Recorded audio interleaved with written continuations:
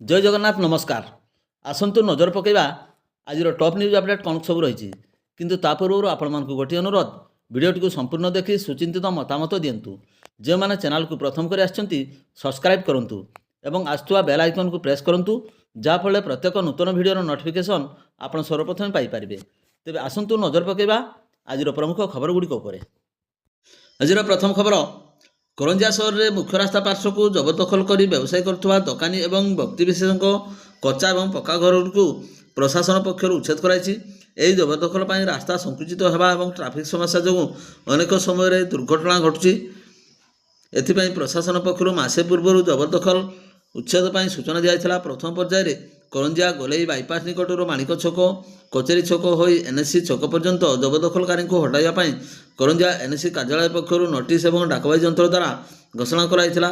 निर्धारित समय मध्य किसी जबरदखलकारी जमी खाली कर एनएससी कार्यनिर्वाही अधिकारी विराम किस्कू आईआईसी मृत्युंजय प्रधान मजिस्ट्रेट दायित्व तहसिलदार रूपाली हांसदा और पुलिस बल साहाय्य व्यय निर्मित कोठागुड़ी को जेसीबी साहाय्य भंगा जाइथिला।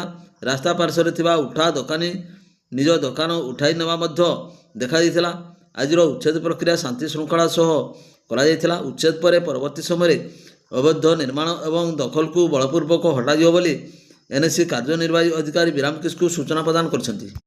परवर्ती खबर तमिलनाडु एक पांपड़ फैक्ट्री श्रमिक रूपे कार्य करुवा जड़े युव श्रमिक संबलपुर निकट में ट्रेन में मृत्यु घटी। सूचना अनुसार जशपुर थाना अंतर्गत तिलकोटी गाँवर दशरथ नायकर पुओ नवकिशोर बयस 28 वर्ष तमिलनाडु में कार्य करते। रज समय गाँव को आसी प्राय 10 दिन तले सेठाक पुणी फेरी जाते। तमिलनाडु से असुस्थता अनुभव कर चक्रधरपुर पर्यंत गाँव को आसवाई एर्नाकुलम टाटानगर एक्सप्रेस ट्रेन में चढ़ते। तेबे ट्रेन में संबलपुर निकट में मृत्यु होता जमापड़ी।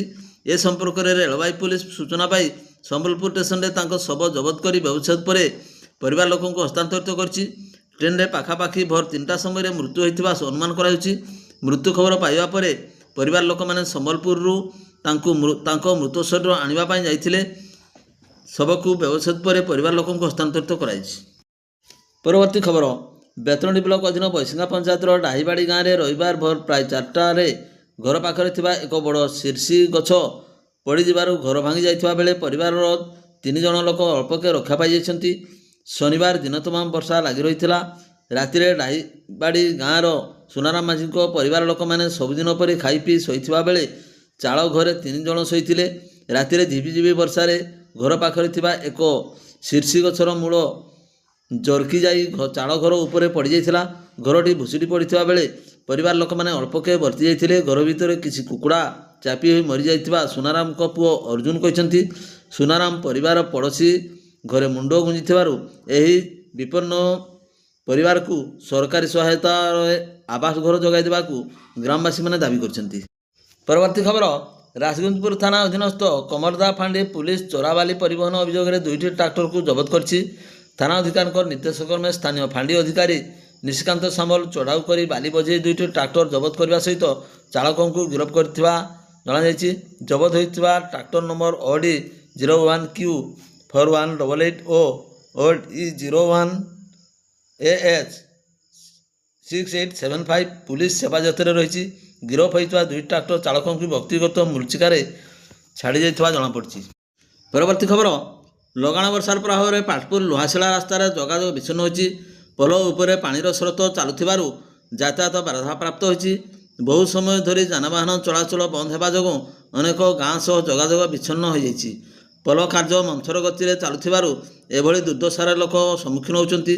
डाइवर्सन काम विलंब एवं निम्नमानर होइतिबारु साधारण असंतोष प्रकाश पाइछि। विभाग उच्च कर्तृपक्ष एथिप्रति दृष्टि देवाकू साधारण दाबी होछि। परवर्ती खबर गोमाफिया को गुप्त खबर देथिबा अभियोग में मयूरभंज जिला झारपखरिया थानार एएसआई रंजित नायक एवं कनेस्टेबल आशीष नायक निलंबित होइछन्ति। यह सहित जड़े होमगार्ड को बहिष्कार करने को चिठी करछन्ति मयूरभंज आरक्षी अधीक्षक। गत 13 जून मासरे मयूरभंज जिलार गोमाफिया घरे बड़धरणर चढ़ाऊ पर योजना प्रस्तुत होता। यही क्रम में झारपखरिया थाना अंतर्गत 2टी स्थान में चढ़ाऊ कराइथिला। यही चढ़ाऊ बेले झारपखरिया अंचल जड़े हाई प्रोफाइल माफिया पुलिस पहुँचा पूर्व फेरार हो जाइथिला। याकू नहीं विभाग उच्च कर्तृपक्ष मनरे सन्देहजात होता। ପ୍ରାଥମିକ ତଦନ୍ତରୁ ଥାନାର କିଛି କର୍ମଚାରୀ ଖବର ଦେଇଥିବା ସେଠାକାର ଆଇଆଇସି ଜାଣିପାରିଥିଲେ। ଆଇଆଇସି ଓ ଏସ୍ଡିପିଓଙ୍କ ତଥ୍ୟ ଆଧାରରେ ଜିଲ୍ଲା ଆରକ୍ଷୀ ଅଧୀକ୍ଷକ ଉକ୍ତ 3 ଜଣ ପୁଲିସ କର୍ମଚାରୀଙ୍କ ବିରୋଧରେ କାର୍ଯ୍ୟାନୁଷ୍ଠାନ ଗ୍ରହଣ କରିଛନ୍ତି। ପରବର୍ତ୍ତୀ ଖବର, ବେତନଟୀ ବ୍ଲକ ଅଧୀନ ଗଡ଼ଦେଉଳିଆ ଷ୍ଟେଟ୍ ବ୍ୟାଙ୍କରେ ଏଟିଏମ୍ରେ ଜଣେ ଅବସରପ୍ରାପ୍ତ ଶିକ୍ଷକ ସହ ଏକ ଚାଞ୍ଚଲ୍ୟକର ଠକେଇ ହୋଇଛି। ଏଟିଏମ୍ରୁ ଟଙ୍କା ଉଠାଇ ଦେବା ଆଳରେ ଜଣେ ଦୁର୍ବୃତ୍ତ ଶିକ୍ଷକଙ୍କର ଏଟିଏମ୍ କାର୍ଡ଼ ବଦଳାଇ ଦେଇ ତାଙ୍କ ଖାତାରୁ 9 ଥରରେ ବିଭିନ୍ନ ସ୍ଥାନରୁ ମୋଟ 1,06,000 ଟଙ୍କା ଉଠାଇ ନେଇଥିବା ଅଭିଯୋଗ ହୋଇଛି। ସୂଚନା ଅନୁସାରେ ବାଲେଶ୍ୱର ଜିଲ୍ଲା ପଦ୍ମନାଭ ଗ୍ରାମର ଅବସରପ୍ରାପ୍ତ ଶିକ୍ଷକ ହରିଚନ୍ଦ୍ର ଜେନା ଟଙ୍କା ଉଠାଇବା ପାଇଁ ଶୁକ୍ରବାର ନିଜ ଘରଠାରୁ ଅନତି ଦୂର ଗଡ଼ଦେଉଳିଆ ଷ୍ଟେଟ୍ ବ୍ୟାଙ୍କ ଏଟିଏମ୍କୁ ଯାଇଥିଲେ। ତେବେ ସେହି ସମୟରେ କୌଣସି ଯାନ୍ତ୍ରିକ ତ୍ରୁଟି ଯୋଗୁଁ ଏଟିଏମ୍ରୁ ଟଙ୍କା ବାହାରି ପାରିନଥିଲା। ସେହି ସମୟରେ ସେଠାରେ ଉପସ୍ଥିତ ଜଣେ ଯୁବକ ତାଙ୍କ ବୃଦ୍ଧାବସ୍ଥାର ସୁଯୋଗ ନେଇ ସାହାଯ୍ୟ କରିବାର ବାହାନା କରି ତାଙ୍କ ଏଟିଏମ୍ କାର୍ଡ଼ ନେଇ ଏକ ନକଲି ଏଟିଏମ୍ କାର୍ଡ଼ ତାଙ୍କୁ ଫେରାଇ ଦେଇଥିଲା। ହେଲେ ଶିକ୍ଷକ କାର୍ଡ଼ ବଦଳି ଯାଇଥିବା କଥା ଜାଣିପାରିନଥିଲେ। ପରେ ଦୁର୍ବୃତ୍ତ ଶିକ୍ଷକଙ୍କ ପ୍ରକୃତ ଏଟିଏମ୍ କାର୍ଡ଼ ବ୍ୟବହାର କରି ବିଭିନ୍ନ ସ୍ଥାନରେ ସପିଂ କରିବା ସହିତ 9 ଥରରେ ମୋଟ 1,06,000 ଟଙ୍କା ଉଠାଇ ନେଇଥିବା ଜଣାପଡ଼ିଛି। ମୋବାଇଲକୁ ଆସିଥିବା ବ୍ୟାଙ୍କ ବାର୍ତ୍ତା ଦେଖି ଶିକ୍ଷକ ନିଜ ଖାତାରୁ ବାରମ୍ବାର ଟଙ୍କା କାଟୁଥିବା ଜାଣିବା ପରେ ସେ ବ୍ୟାଙ୍କ ଓ ବୈଶିଙ୍ଗା ଥାନାରେ ଶୁକ୍ରବାର ରାତିରେ ଅଭିଯୋଗ କରିଥିଲେ। ଅଭିଯୋଗ ପାଇବା ପରେ ବୈଶିଙ୍ଗା ପୁଲିସ ଏକ ମାମଲା ରୁଜୁ କରି ଘଟଣାର ତଦନ୍ତ ଜାରି ରଖିଛି। ଏଟିଏମ୍ କେନ୍ଦ୍ରରେ ସିସିଟିଭି ଫୁଟେଜ୍ ବ୍ୟାଙ୍କକୁ ମିଳିବା ପରେ ଏହାକୁ ଯାଞ୍ଚ କରାଯାଇ ଦୁର୍ବୃତ୍ତଙ୍କ ପରିଚୟ ଜାଣିବା ପାଇଁ ପ୍ରୟାସ ଜାରି କରିବ ବୋଲି ଥାନା ଅଧିକାରୀ ବାଣୀ ଦାସ ସୂଚନା ପ୍ରଦାନ କରିଛନ୍ତି।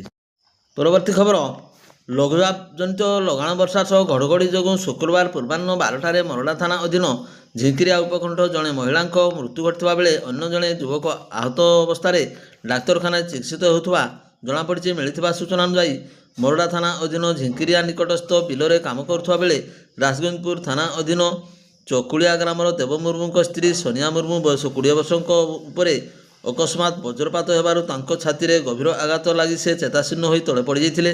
ସ୍ଥାନୀୟ ଲୋକମାନେ ତାଙ୍କୁ ଗୁରୁତର ଅବସ୍ଥାରେ ଉଦ୍ଧାର କରି ନିକଟସ୍ଥ କିଷାନତାଣ୍ଡି ଡାକ୍ତରଖାନାକୁ ଆଣିଥିଲେ। ସେଠାରେ ସଙ୍କଟାପନ୍ନ ଅବସ୍ଥାରେ ତାଙ୍କୁ ବାରିପଦା ଜିଲ୍ଲା ମୁଖ୍ୟ ଡାକ୍ତରଖାନାକୁ ସ୍ଥାନାନ୍ତରିତ କରାଯାଇଥିଲା। ହେଲେ ଡାକ୍ତର ତାଙ୍କୁ ମୃତ ଘୋଷଣା କରିଥିଲେ।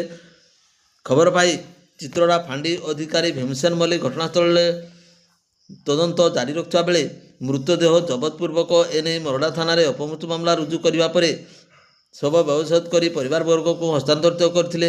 ସେହିପରି ମରଡ଼ା ଥାନା ଅଧୀନ ଶିର୍ଷା ଗ୍ରାମର ଯଥୁ ମାରାଣ୍ଡିଙ୍କ ପୁଅ ଅନନ୍ତ ମାରାଣ୍ଡି ବୟସ 42 ବର୍ଷ ବିଲରେ କାମ କରୁଥିବା ସମୟରେ ବଜ୍ରାଘାତର ଶିକାର ହୋଇ ଗୁରୁତର ଅବସ୍ଥାରେ ଉଦ୍ଧାର କରି କିଷାନତାଣ୍ଡି ଡାକ୍ତରଖାନାକୁ ଆଣିଥିଲେ। ସେଠାରେ ପ୍ରାଥମିକ ଚିକିତ୍ସା ପରେ ତାଙ୍କୁ ବାରିପଦା ଜିଲ୍ଲା ମୁଖ୍ୟ ଡାକ୍ତରଖାନାକୁ ସ୍ଥାନାନ୍ତରିତ କରାଯାଇଥିଲା।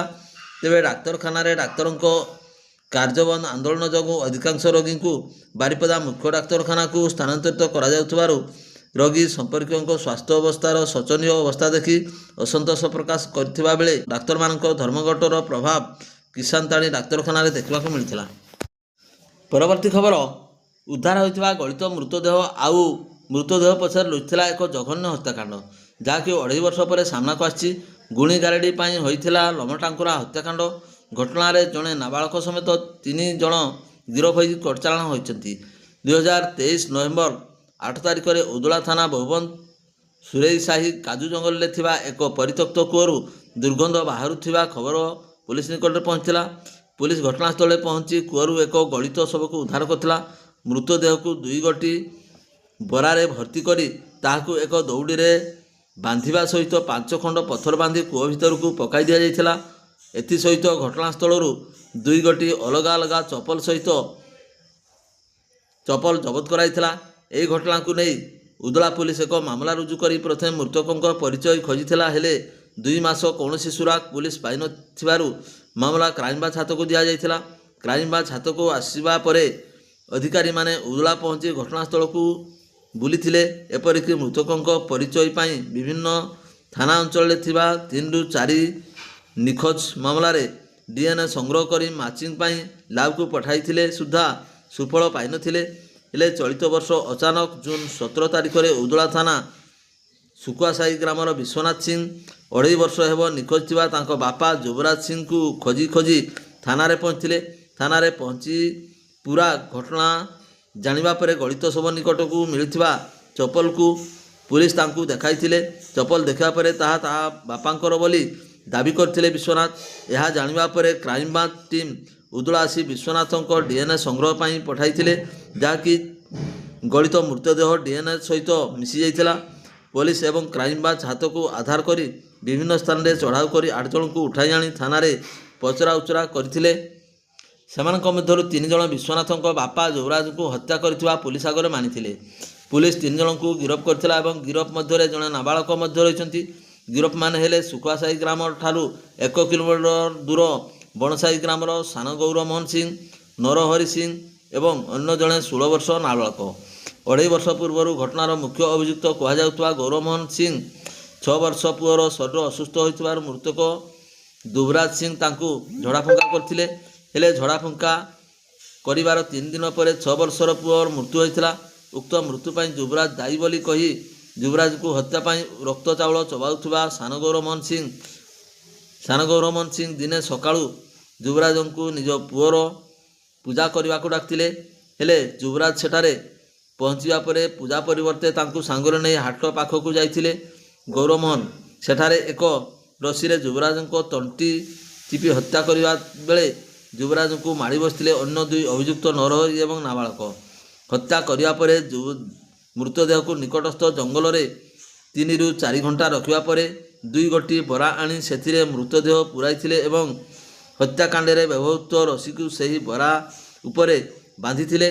ପରେ ଦିନେ 2ଟା ସମୟରେ ଉକ୍ତ ମୃତଦେହକୁ ଏକ 2 ଚକିଆ ଗାଡ଼ିରେ ଆଣି ପୂର୍ବରୁ ଅଭିଯୁକ୍ତ ନରହରି ଚିହ୍ନଟ କରିଥିବା କାଜୁ ଜଙ୍ଗଲରେ ପହଞ୍ଚି ସେଠାରେ ମୃତଦେହରେ ପଥର ବାନ୍ଧି କୂଅ ଭିତରକୁ ପକାଇ ଦେଇଥିଲେ, ଯେଉଁଠାରେ ନାବାଳକକୁ ଛାଡ଼ି ଅନ୍ୟ 2 ଅଭିଯୁକ୍ତ ବାଇକ୍ରେ ଫେରି ଯାଇଥିବା ବେଳେ ନାବାଳକ ଚାଲି ଚାଲି ସେଠାରୁ ପଳାଇ ଯାଇଥିଲେ। ସେପଟେ ବାପା କୁଆଡ଼େ ଚାଲିଯାଇଥିବା ଜାଣିବା ପରେ 2.5 ବର୍ଷ ପୂର୍ବରୁ ଯୁବରାଜର ବଡ଼ ପୁଅ ରଘୁନାଥ ସିଂ କିଛି ସ୍ଥାନରେ ଖୋଜାଖୋଜି କରି ବାପାଙ୍କୁ ପାଇନଥିବା ବେଳେ ଚୁପ୍ ରହିଯାଇଥିଲେ। ହେଲେ କେରଳରେ କାମ କରୁଥିବା ଯୁବରାଜଙ୍କର ସାନପୁଅ ବିଶ୍ୱନାଥ ନିଜ ମାଆର ଦଶାକର୍ମ ପାଇଁ ଘରକୁ ଆସିଥିବା ବେଳେ ବାପାକୁ ନ ପାଇବାରୁ ଖୋଜାଖୋଜି ଆରମ୍ଭ କରିଥିଲେ। ଶେଷରେ ଥାନାରେ ପହଞ୍ଚିଥିବାରୁ ପୁରା ଘଟଣା ଉପରୁ ପରଦା ହଟିଛି।